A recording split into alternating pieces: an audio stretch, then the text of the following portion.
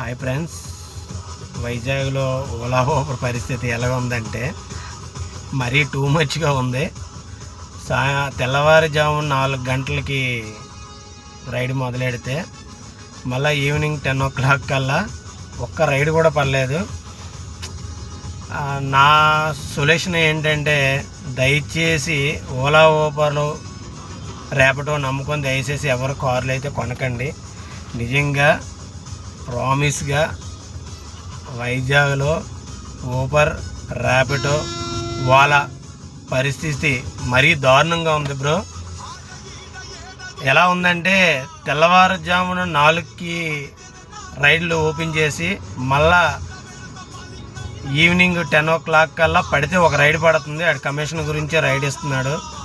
ఎంత దారుణంగా ఉందంటే చాలా వరస్ట్గా ఉంది. నా సొల్యూషన్ ఏంటంటే బ్రో, దయచేసి ఎవరో ఓలా ఊబర్లు నమ్ముకొని మాత్రం కొత్త కార్లు కొనకండి. కొనుక్కొని చాలా ఇబ్బంది పడతారు.